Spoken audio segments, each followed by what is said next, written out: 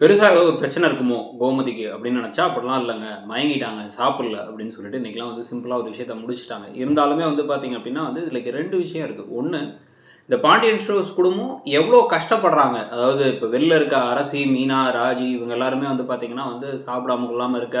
பழனிவேல் ஒரு பக்கம் வந்து ஆறுதல் சொல்றது. முத்துவேலும், சக்திவேலும் தூங்காம அந்த வீட்டுக்கு எதிர்த்த வீட்லயே உட்காந்துக்கிட்டு, அந்த குடும்பத்த சும்மா விட்டுறக்கூடாது. நேரா போய் பேசாம அடிச்சு வெளுத்து அப்புறம் அந்த கேஸ வாபஸ் வாங்க வச்சிரலாமான்னு குமரவேல் சொல்ல, அதெல்லாம் வேணாம். அவனுங்க நம்ம மேலயும் வந்து ஏதாச்சும் குற்றம் சாத்திருவானுங்க. எப்படியாச்சும் பொண்ண திருப்பி சேர்த்து வைக்கணும்னு முடிவு பண்ணி தான் அந்த மாதிரிலாம் வேலைகள் செய்றானுங்க. நம்ம இதில தலையிட்டு இத பெருசாக்க வேணாம் அப்படிங்கிறதுல தெளிவா இருக்காரு இந்த பக்கம் முத்துவேலுமே. ஸோ முத்துவேல தான் ரொம்ப சேனான ஒரு ஆளாவுமே காமிச்சிட்டு இருக்காங்க. இதுல இதுக்கு பின்னாடி யாராச்சும் இருப்பாங்களா அப்படின்னு சக்திவேல் கேட்கும்பொழுதும் அந்த மாரிலாம் இருக்காது.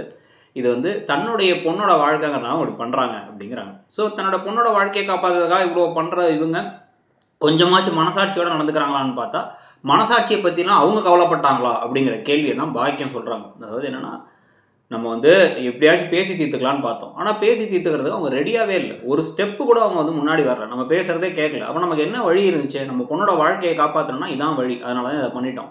இத தங்கமயில்ட்ட சொல்லி தங்கமயில் மனசையும் குழப்பாத அப்படிங்கிறத மாணிக்கத்துக்கிட்ட இன்னைக்கு பாக்கியம் வேற சொல்றாங்க. நாங்க ஒண்ணும் ஃப்ராடெல்லாம் கிடையாது பாஸ் அப்படிங்கிற மாரி வந்து நம்ம வந்து சூழ்நிலை கைதி. அந்த மாரி தான் ஒரு விஷயத்த பண்ணிட்டோம் அப்படிங்கிற மாரி ஒரு விஷயம் போயிட்டு இருக்கு. இதுக்கடையில தங்கமயில் வேற வந்து என்ன சேர்த்துப்பாங்களாமா? என்ன அங்க போனா வெறுக்க மாட்டாங்களாமா? அப்படின்னு கேட்கும்பொழுது தான் நமக்கு இருக்கிறதுலே கோவம் வருது. இந்த எல்லா விஷயங்கள்லயுமே ஒவ்வொரு கதாபாத்திரமும் நடந்துக்கிற விதத்த பத்தி நம்மளால வந்து சரியா வந்து ஓரளவுக்காச்சும் புரிஞ்சுக்க முடியுது. அவங்க பக்கத்துல தன் தன் நியாயம் அப்படிங்கிறத வச்சிருக்காங்க. ஆனா, தங்கமயில் மட்டும் தான் வந்து பார்த்தீங்கன்னா, இப்ப கிட்டத்தட்ட சரவணனுக்கு 28 வயசோ, 27 வயசோ சொன்னாங்க. அப்ப இவருக்கு வந்து ஒரு 30 வயசு ஆயிடுச்சு. 30 வயசுல நம்ம ஒருத்தங்க மேல போலீஸ் கேஸ் போடுறோம். போலீஸ் கேஸ் போட்டு அவங்கள குடும்பத்தையே நிக்க வைக்கிறோம். பொய் சாட்சி சொல்றோம். பொய் புகார் குடுக்குறோம். இதுக்கப்புறம் அந்த வீட்டுக்கு போனா அந்த வீட்ல நம்மள எப்படி மதிப்பாங்க? எப்படி சேர்த்துப்பாங்க? என்ன நடக்கும்? அந்த வீட்ல இருக்கவங்க நம்ம ஒழுங்கா தான நடத்துனாங்க. நம்ம ஏன் இப்படி நடந்துக்கிறோம்? இவங்க சொல்றத கேட்டு ஏற்கனவே பல தடவ பல சிக்கல்கள்ல சிக்கணுமே!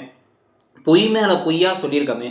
அப்படிங்கிறது எதையுமே யோசிக்கல. சுடர் வந்து ஒரு காலேஜ் படிக்கிற பொண்ணுங்கிறாங்க. இவங்களுக்கு வந்து 30 வயசுனா, அப்ப இந்த பொண்ணுக்கு வந்து ஒரு 21, 22 வயசு தான் மேக்ஸிமம் போனா இருக்கலாம்.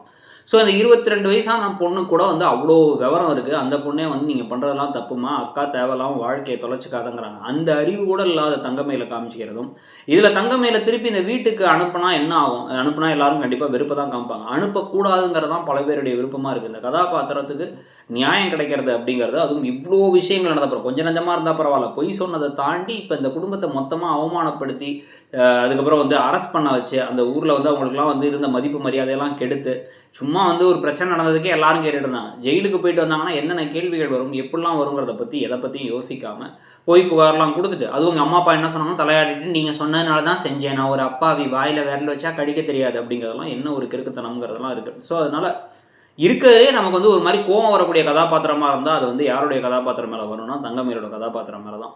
ஸோ, அப்ப இதுக்கிடையில வந்து கோமதி எப்படியோ தலையெல்லாம் வந்து சுத்தி மயங்குனவங்கள அவங்களையும் சேர்த்து கூட்டு போறது.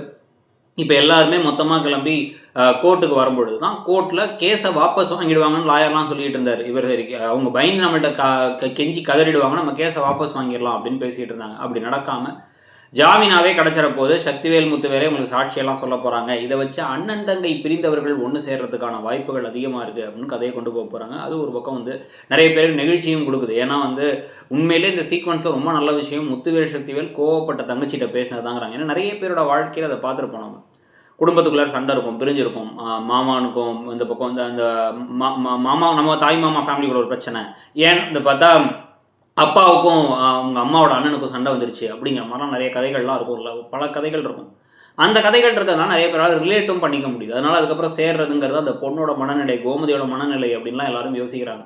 ஸோ இந்த மாரி இந்த கதை போயிட்டு இருக்கும் பொழுது, இதுக்கு அடுத்து என்ன நடக்க போகுது? இப்போ வந்து ஜெயில்ல வந்து பெயில் கிடைச்சு வெளில வந்தாலும் கூட கேஸ் இன்னும் இருக்கு.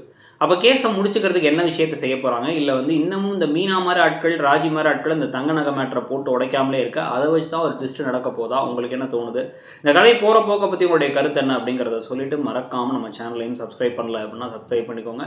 வேற என்ன மாரி வீடியோஸ்லாம் நம்ம சேனல்ல எதிர்பார்க்குறீங்க அப்படிங்கிறதையும் சொல்லுங்க. நம்மளுடைய மெயின் சேனலான இடம் பொருள்ல ப்ரெடிக்ஷன் வீடியோஸ் இருக்கும். இங்க தான் வந்து இந்த அனாலிசிஸ், ரிவ்யூ இதெல்லாமே இருக்கும். ஸோ இங்க எந்த சேனல் உங்களுக்கு சப்ஸ்கிரைப் பண்ணணும்னு தோணுதோ, அத சப்ஸ்கிரைப் பண்ணிக்கோங்க. Thank you.